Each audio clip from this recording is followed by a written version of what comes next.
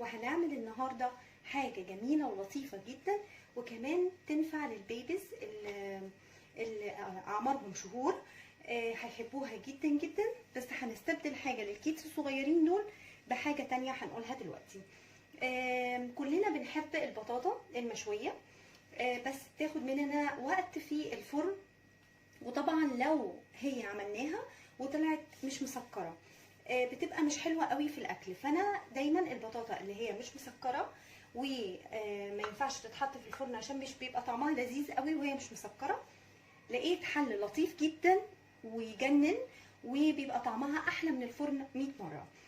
تعالوا نشوف الطريقه اللطيفه بتاعتنا ايه. طبعا احنا بنجيب البطاطا بتاعتنا الحمراء طبعا نغسلها كويس جدا، طبعا بنقشرها بالنسبه للوصفه بتاعتي، لكن لو هنحطها في الفرن ممكن نحطها بالقشر بتاعها طبعا عشان تحتفظ بطراوتها. فاحنا كده كده بنجيب البطاطا وبنغسلها ونحطها في الفرن. لا، احنا بقى الوصفه الثانيه بتاعتنا هنجيب البطاطا ونغسلها كويس جدا، وطبعا ننقعها في ميه دافيه شويه عشان حبيبات الرمل اللي بتبقى فيها تنزل، والطين طبعا الاسود ده ينزل وتبقى نظيفه تماما. يعني طبعا فتره او مرحله الغسيل دي مهمه جدا جدا في البطاطا. بنغسلها كويس، وطبعا نقطع الجزء اللي فوق وتحت زي ما احنا شايفين كده، ونحطها في الفرن تتشوي. طيب البطاطا بقى مش مسكره قوي، ليها الحل ايه؟ ان احنا بنجيب البطاطا بنقشرها، بنغسلها ونقشرها وبنقطعها سلايسز كده، تمام؟ بالطريقه دي ما تبقاش السلايز تخينه ولا رفيعه، بالطريقه دي. الطريقه دي جميله جدا جدا وسهله جدا وموفره للوقت والمجهود وكل حاجه. بنجيب البطاطا بنقطعها سلايسز، هنقطعها مع بعض ونشوف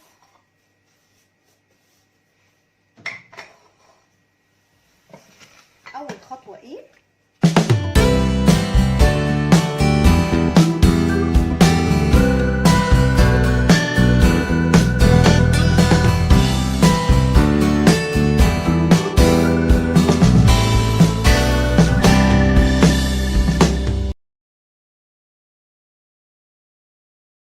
البطاطا بتاعتنا سلايسز كده، هنيجي نحطها في حله هنحطها في حله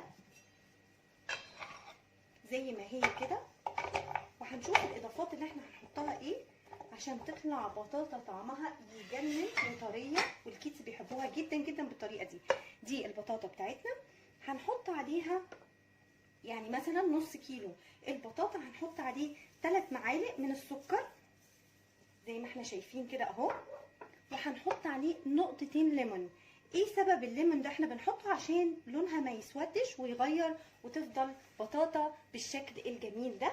هنقلبها وهنحطها على البوتاجاز بتاعنا لمدة ربع ساعة مع التقليب مرة او 2 فقط. هتبدأ تستوي وتطرى وهيبقى طعمها جوسي كده وجميل جدا جدا جدا. طبعا الطريقه دي سهله جدا واتمنى تجربوها، لانها يعني بتبقى حل لمشكله البطاطا اللي مش مسكره. وكمان الولاد دايما مش بيميلوا للبطاطا المشويه قوي، فدي بيحبوها جدا. لو البيبي بقى بنستبدل السكر ده بعسل، ونبتدي يعني هنسلقها الاول بدون اي حاجه وبدون اي اضافات. بنحط لها شويه ميه صغيرين جدا جدا.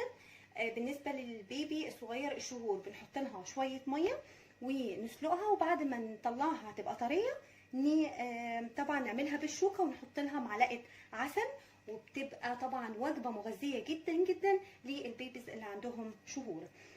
طبعا بعد ال6 شهور، طبعا الكلام ده بنعمله بعد 6 شهور من عمر البيبي، لكن بالنسبه للكيدز الكبار ولينا احنا بتبقى طريقه السكر دي، ونحطها على النار لمدة ربع ساعة. السكر طبعا هيدوب مع البطاطا وتبدأ تنزل الجوسز اللي جواها وتستوي وتبقى طرية وطعمها كده. حطينا البطاطا بتاعتنا على البوتاجاز لمدة ربع ساعة على نار هادية، وهنقلبها مرتين 3 كده ونغطيها. طبعا لازم تتغطى، يعني اول حاجة على نار هادية، تاني حاجة ربع ساعة، تالت حاجة على نار هادية. وبرده نشوفها نعملها بالشوكة كده، لو هي كانت طرية خلاص اوريدي انها استوت، ممكن تاخد اكتر من ربع ساعه، اقل من ربع ساعه، على حسب نوع البطاطا وحجمها.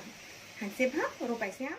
دلوقتي البطاطا هي نزلت الليكويد اللي جواها، ومع السكر هتبدا طبعا تستوي، والسكر ده يتكرمل كده ويدي البطاطا لون جميل جدا. ممكن نحط لها معلقتين من الميه عشان تساعدها في موضوع السوا ده. هنقفل عليها ونشوفها بعد ما تستوي شكلها النهائي. وبعد ما طلعنا البطاطا بعد ما اتكرملت مع السكر، شايفين شكلها سكر ازاي وطعمها روعه وبطريقه سهله جدا. تعالوا ندوق مع بعض، وعايزه اوريكم ازاي طريه جدا. بصوا طريه ازاي. هندوقها. طعمها يجنن ولذيذ جدا. ممكن برضو نحط لها رشه من جوز الهند. يا سلام، مش قادره اقول لكم طعم البطاطا دي بالطريقه والوصفه السهله التحفه دي جميل قد ايه. اتمنى تجربوها، وبالذات للكيدز. واتفقنا ان البيبي بنستبدل السكر بالعسل، بس بعد ما نسلقها بمعلقتين ميه نطلعها ونهرسها بالشوكه ونحط لها معلقه عسل ابيض، وده بالنسبه للبيبي الشهور. اتمنى تجربوها، وصفه سهله وجميله ومفيده جدا. وكمان عشان نتغلب على مشكله البطاطا اللي مش مسكره، عملناها بطريقه غدا محمد من مطبخ طباخه هنا. باي باي.